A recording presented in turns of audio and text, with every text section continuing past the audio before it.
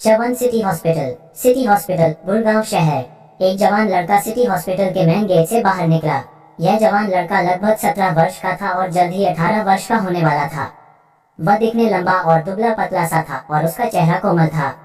हालांकि उसके लंबे उजे बाल, झुर्रियों वाली सफेद बटन डाउन शर्ट और फीकी जीन्स से वह पुराने जमाने का और यहाँ तक कि गरीब भी दिखाई दे रहा था। उसके जूते बुरी तरह से खराब हो गए थे, उनमें से एक की एड़ी टूटी हुई थी। हॉस्पिटल के मेन गेट पर खड़े होकर उसने एक गहरी सांस ली, थोड़ी घबराहट भी महसूस की। फिर उसने अपना सिर उठाया और चमकती धूप को देखकर उसको एक सुकून सा मिला। वह पहली बार शहर की इस हॉस्पिटल में आधा महीने पहले आया था। उसको यह आधा महीना अपनी आधी जिंदगी काटने के बराबर लगा था। इस लड़के का नाम विजय था, जो नूह जिले के नगीना गांव में रहता था। आधा महीना पहले उसने सड़क पर किसी अजनबी के लिए स्टैंड लिया था, मगर बदकिस्मती के चलते उसे ही बुरी तरह से पीट दिया गया था और यहाँ तक कि उन लोगों ने तो उसे चाकू भी मारा दिया था। इसके बाद उसे गुड़गांव सिटी हॉस्पिटल एडमिट करा दिया गया।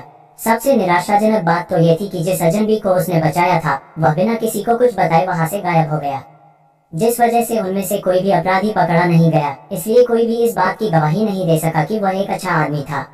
मामला ठंडे बस्ते में पड़ गया और उसे ही अपने इलाज की महंगी फीस चुकानी पड़ी। विजय अमीर व्यक्ति नहीं था, उसने छोटी उम्र में ही अपनी मां को खो दिया था। उसके पिता ने 7 साल पहले एक बीमारी से दम तोड़ दिया था और उसके पास कोई विरासत भी नहीं थी। पिछले साल जब उसने स्कूल छोड़ा, वह गांव के आसपास छोटे मोटे काम कर रहा था। उसके पास लगभग 10,000 रुपए की बचत थी, जो उसके इलाज पर खर्च हो गई। विजय के लिए यह बहुत निराशाजनक बात थी। हालांकि इस बुरी घटना में विजय के लिए एक खुशी की बात रही। जब वह अपनी गंभीर चोटों के कारण हॉस्पिटल के बिस्तर पर बेहोश पड़ा था, तो उसने अपने पहने हुए जेड पेंडेंट से कुछ गर्माहट सी महसूस की, जिस वजह से उसके दिमाग में ज्ञान का खजाना भर गया। विजय ने इस जेड पेंडेंट को एक दिन सड़क से उठाया था और फिर उसी दिन से ही उसने इसको अपने गले में पहन रखा था। जब विजय ने उस जानकारी को अपने दिमाग में अच्छे से पढ़ा तो उसने महसूस किया उसके दिमाग में जो उसे जानकारी मिली है वो कुछ प्राचीन जड़ी बूटियों और उनसे बनने वाली औषधियों के बारे में है। इसके अलावा प्राचीन समय के योद्धाओं की तरह शक्तियां बढ़ाने के तरीके भी थे। इस दुनिया के कई लोगों की तरह विजय भी देवी देवताओं या फिर भूत प्रेत जैसी अलौकिक चीजों पर विश्वास नहीं रखता था। जब उसे जेड पेंडेंट द्वारा रहस्यमय तरीके से उन विधि और शक्तियां बढ़ाने के बारे में पता लगा, तो विजय को भी इन सब चीजों पर विश्वास होने लगा था। इस नए ज्ञान और शक्तियों की मदद से विजय को जीने का एक और मौका मिला और दुनिया को देखने का उसका नजरिया भी बदल गया था। उसे अब अपने ऊपर पूरा विश्वास था। शक्तियों और विधि के ज्ञान से उसके जीवन में सुधार हो सकता था। तेज धूप का सामना करते हुए उसे अपने अंदर कुछ अलग सी ही फीलिंग्स महसूस हो रही थी, जैसे जल्द ही वह कोई शक्तिशाली अमीर इंसान बनने वाला हो। हालांकि अगले ही पल में उसके सारे अमीरे के सपने टूट गए जब उसके पेट में भूख की वजह से चूहे कूदने लगे। वह अपने पेट को सहलाने लगा। अगर मैंने कुछ खाया नहीं तो मैं भूख से मर जाऊंगा, पहले चलकर कुछ खाना खा लेता हूँ, विजय ने कहा। जब उसने पैसे देखने के लिए अपनी जेब चेक करी तो उसे केवल 100 रुपए का नोट और 3 1 रुपए के सिक्के मिले। क्या मेरे पास बस इतने ही रुपए बचे हैं? उसने मायूसी भरे स्वर में कहा। विजय के डेबिट कार्ड में भी केवल कुछ 1000-2000 रुपए बचे थे और यह रुपए इस महंगाई के जमाने में ज्यादा दिन नहीं चल सकते थे। अगर उसने पैसे कमाने के लिए कुछ नहीं किया तो वह जल्द ही भूख से तड़प तड़प कर मर जाएगा। विजय फिर अपने हाथ में पकड़े उस 100 के नोट को एक बार देखता है, फिर मजबूरी में अपना सिर हिलाते हुए पास ही की एक दुकान पर जाता है। भाई साहब, एक बिस्किट का पैकेट देना, विजय ने उस दुकान के मालिक से कहा। दुकान का मालिक एक अधेड़ उम्र का व्यक्ति था। उसने विजय की ओर देखा, फिर एक बिस्किट का पैकेट निकाल उसे देते हुए कहा, 20 रुपए। विजय दंग रह गया। क्या कहा आपने, 20 रुपए? उसने दुकानदार से पूछा। हाँ, कीमत बढ़ चुकी है, दुकान के मालिक ने भड़कते हुए कहा। विजय ने फिर दुकान मालिक से ज्यादा बहस न करते हुए उसे 20 रुपए दे दिए। उसने फिर उस बिस्किट की ओर देखा जो 20 रुपए की थी और फिर एक आह भरी। फिर से महंगाई, मैं कैसे जिंदा रहूंगा? कुछ पैसा कमाना होगा और अपनी जिंदगी को सुधारना पड़ेगा। हॉस्पिटल में एडमिट होने से पहले वह एक डिलीवरी बॉय थे। उसने फिर सोचा, क्या हॉस्पिटल में आधा महीना रुकने पर मेरी नौकरी बची होगी या फिर नहीं। बिस्किट खाने के बाद उसने अपनी जेब से फोन निकाला और आनंद अंकल को फोन किया। हाँ छोटू, तुम ठीक तो हो ना? और तुम हॉस्पिटल से कब निकले? फोन के दूसरे छोर से एक तेज आवाज सुनाई दी। हाँ अंकल जी, मैं ठीक हूँ, आप मेरी फिक्र मत करो, विजय ने आनंद अंकल से कहा। चलो, सुनने में अच्छा लगा तुम ठीक हो, वरना मेरी तो जान सूखी जा रही थी। पता नहीं तुम्हारी हालत कैसी होगी। और हाँ बेटा, तुम परेशान मत होना, मैंने तुम्हारी नौकरी बचा कर रखी है, कोई जल्दबाजी नहीं। तुम अभी 1-2 दिन और छुट्टी पर रहना, काम पर आने से पहले कुछ और दिन आराम कर लेना, आनंद जी ने विजय को समझाते हुए कहा। आनंद अंकल की बातें सुन विजय ने एक तसल्ली भरी सांस ली और उनको अपने दिल से शुक्रिया कहा। आनंद अंकल एक भले और ईमानदार आदमी थे। उन्होंने हमेशा ही विजय का अच्छे से ख्याल रखा था। मैं ठीक हूँ, मैं ठीक हूँ, मैं कल काम पर आ जाऊंगा, विजय ने तुरंत कहा। बेटा एक बार अच्छे से सोच लेना, जैसा तुम्हारा मन करे वैसा करना, तुम्हें ज्यादा परेशान होने की कोई जरूरत नहीं। चलो ठीक है बेटा, फिर कल मिलते हैं। इतना कहने के बाद आनंद अंकल फोन काट देते हैं। विजय फिर बस में चढ़ गया। ऊबड़ खाबड़ सड़कों से होते हुए वह नगीना गांव पहुंचता है। नूह जिला दोनों तरफ पहाड़ों से घिरा हुआ था। नगीना गांव नूह जिले के पूर्वी किनारे पर था और एक पहाड़ के बगल में था।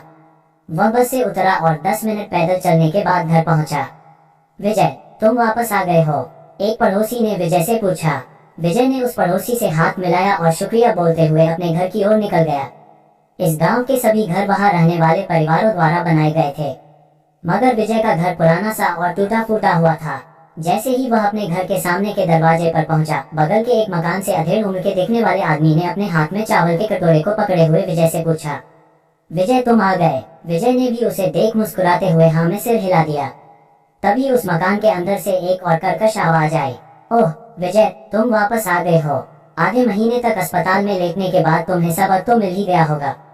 इतनी कम उम्र में गुंडों की तरह लड़ते हो, तुम्हें शर्म आनी चाहिए। उद्धरण चिन्ह। चौड़े कंधे और उतनी ही चौड़ी कमर वाली एक अधेड़ उम्र की महिला विजय को ताना मारते हुए बगल के घर से बाहर निकली। विजय पर एक उदासीन नजर डालने के बाद उसकी भौहें सिकुड़ गई। मुझे पता था तुम कोई अच्छे लड़के नहीं हो। तुम्हें कुछ मेरे बेटे राहुल से सीखना चाहिए। वह बहुत ही आज्ञाकारी और चतुर है। वह जल्द ही शहर की बड़ी यूनिवर्सिटी में भी चला जाएगा और डिग्री लेने के बाद वह एक सरकारी अधिकारी बन जाएगा। और तुम तो हमेशा ही ऐसे लड़ते झगड़ते फटीचर की तरह घूमना। उद्धरण चिन्ह। उस औरत की आवाज तीखी और बहुत तेज थी। उसे दूर से सुना जा सकता था। जब वह बोल रही थी तो गांव के कुछ लोग भी वहां इकट्ठा हो गए थे। विजय के चेहरे का रंग बदल गया। उसे इस वक्त उस औरत पर बहुत गुस्सा आ रहा था। यह अधेड़ उम्र की महिला उसकी चाची थी। वह हमेशा ही उसे बुरा भला कहती रहती थी और जब भी वे मिलते थे तो वह उसके साथ इसी तरह का व्यवहार करती थी। कौन सी बदमाशी, मैंने तो उल्टा किसी की जान बचाई, विजय ने अपने गुस्से को दबाने की कोशिश करते हुए समझाया। उस अधेड़ उम्र की महिला के होंठ कस गए और वह मुस्कुराई। तुमने किसी की जान बचाई? हाँ, क्या मजाक है? मुझे नहीं पता था कि तुम इतने बेशर्म और झूठे भी हो सकते हो। अगर तुमने सच में किसी की जान बचाई थी तो वह आदमी कहाँ है और कौन है? विजय ने अपने हाथ की मुट्ठी कसकर बंद कर ली क्योंकि अब उसका गुस्सा 10 गुना बढ़ गया था। अधेड़ उम्र की महिला ने फिर से कहा, इस नगीना गांव में कौन नहीं जानता कि तुम एक गुंडे हो। तुमने तो स्कूल में भी लड़ाई की थी जिस कारण तुम्हें स्कूल से भी निकाल दिया गया। मुझे तो तुम्हें अपना रिश्तेदार कहने में भी शर्म आती है। मुझे तो हमेशा से ही लगता था जब से तुम छोटे थे, तुम बड़े होकर मेरे राहुल की तरह एक अच्छे और काबिल आदमी कभी नहीं बन सकते। वह अपने परिवार का मान सम्मान बढ़ाने के लिए शहर की एक अच्छी यूनिवर्सिटी से डिग्री लेकर सरकारी अधिकारी बनेगा।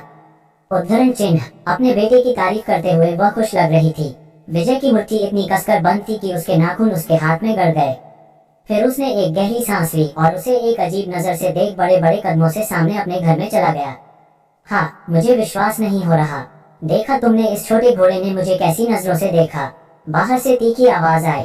घर के अंदर पहुंच विजय ने रसोई में जाकर कुछ साधारण सा खाना बनाया और खाना खाकर ऊपर छत पर चला गया। उसके घर में 3 कमरे थे मगर विजय को रात में छत पर लेटकर तारों को देखना बहुत अच्छा लगता था।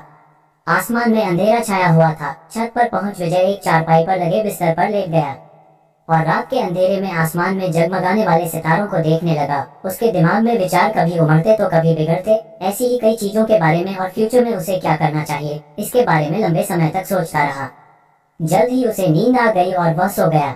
विजय फिर सुबह जल्दी ही उठ जाता है और नहा धोकर शहर जाने के लिए तैयार होने लगता है क्योंकि उसे फिर से अपनी नौकरी पर जाना था। नहाने के बाद विजय कुछ हल्का फुल्का सा खाकर शहर की ओर निकल जाता है। लगभग 10 बजे तक वह शहर पहुंच जाता है। आखिर विजय के उस जेड पेंडेंट का राज क्या है और वो कहां से आया है? क्या विजय उस जेड पेंडेंट से मिले ज्ञान और शक्तियों से अपनी जिंदगी सुधार पाएगा या फिर अभी भी वो इसी तरह एक आम सी जिंदगी जीता रहेगा? और क्यों विजय की चाची उससे नफरत करती है?